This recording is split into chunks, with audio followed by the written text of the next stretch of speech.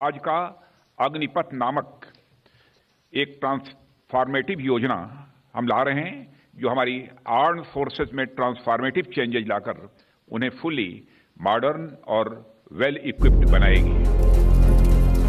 रक्षा मंत्री राजनाथ सिंह ने भारतीय सेना में अग्निपथ योजना की घोषणा की, जिसके तहत कम समय के लिए नियुक्तियां होंगी।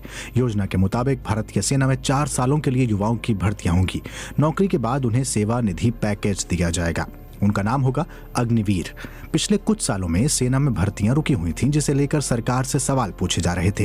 पूछने वालों में कई युवा थे, जिनके लिए सेना में भर्ती जीवन का बड़ा सपना और नौकरी का महत्वपूर्ण जरिया होता है।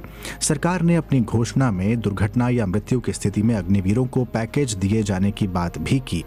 राजनाथ सिंह ने अग्निपथ योजना को सेना को आधुनिक कायापलट कर देने वाला कदम बताया। उन्होंने कहा कि इस योजना से नौकरी के मौके बढ़ेंगे और सेवा के दौरान अर्जित हुनर और अनुभव उन्हें विभिन्न क्षेत्रों में नौकरी भी उपलब्ध कराएगा। ऐसे में सवाल उठता है कि क्या अग्निपथ योजना भारतीय सेना की शक्ल बदल देगी? सरकार की माने तो योजना का मकसद युवाओं में राष्ट्रीयता की भावना मजबूत करना, भारतीय सेना के चेहरे को युवा शक्ल देना, युवाओं को भारतीय सेना में सेवा देने की आकांक्षा को पूरा करना है। योजना के आलोचक इसे एक गलत कदम बता रहे हैं, जो भारतीय सेना के परंपरागत स्वरूप से छेड़खानी कर रहा है और जिससे सैनिकों के हौसले पर असर पड़ सकता है। रिटायर्ड मेजर जनरल शिवनान सिंह इसे मूर्खतापूर्ण कदम बताते हैं और कहते हैं, पैसा बचाना अच्छा है, लेकिन इसे रक्षा सेना की कीमत पर नहीं किया जाना चाहिए। माना जा रहा है कि इस सरकारी कदम का मकसद भारतीय सेना पर वेतन और पेंशन के बोझ को कम करना है। भारतीय सेना का नवीनीकरण कैसे किया जाए, इस पर बहस लंबे समय से चलती रही है। भारतीय सेना में 68% उपकरण पुराने हैं, 24% उपकरण आज के और 8% state of the art category के हैं। वजह साफ है, साल 2021-22 में रक्षा बजट का 54% तनख्वाहों और पेंशन पर खर्च हुआ था, 27% कैपिटल खर्च पर यानी नए कामों को अंजाम देने में, बाकी का खर्च स्टोर, उपकरणों की देखभाल, सीमा पर सड़कें, रिसर्च, प्रबंधन पर हुआ। सरकार की घोषणा ऐसे वक्त पर आई है जब देश में नौकरी का न मिलना एक बड़ी समस्या है।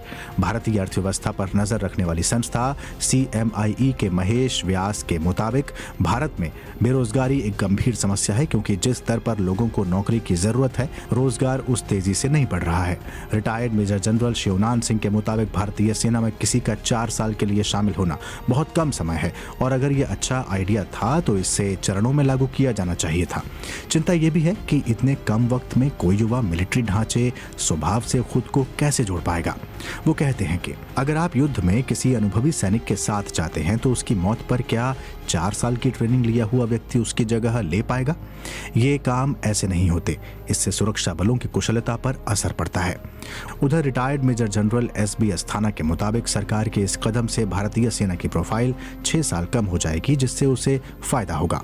वो कहते हैं, अगर आप लोगों को ITI से लेते हैं तो वो तकनीकी रूप से अच्छे होंगे। पुराने लोगों को तकनीकी तौर पर सशक्त करना मुश्किल होता है। ये पीढ़ी तकनीकी मामले में ज्यादा सक्षम है। वो कहते हैं, अभी हमारा सिस्टम है कि अगर कोई जवान भर्ती हो गया और उसके बारे में लगा कि वो ठीक नहीं है, तो जब तक उसके खिलाफ अनुशासन या अक्षमता का केस न चलाया जाए, उसे नहीं निकाला जा सकता। अग्निपथ योजना के आलोचकों का कहना है कि सेना में ट्रेनिंग लिया हुआ 21 साल का बेरोजगार नौजवान गलत रास्ते पर जाकर अपनी ट्रेनिंग का गलत इस्तेमाल करके समाज के लिए मुश्किल भी पैदा कर सकता है। रिटायर्ड मेजर जनरल शिवनान सिंह पूछते हैं कि 21 साल का 10वीं या 12वीं पास बेरोजगार नौजवान रोजगार के लिए कहां जाएगा? उनकी राय है कि युवाओं को 11 साल के लिए सेना में शामिल किया जाए, ताकि वो कम से कम 8 साल तक अपनी सेवाएं दे सकें और 8 साल बाद उन्हें आधी पेंशन देकर जाने दिया जाए।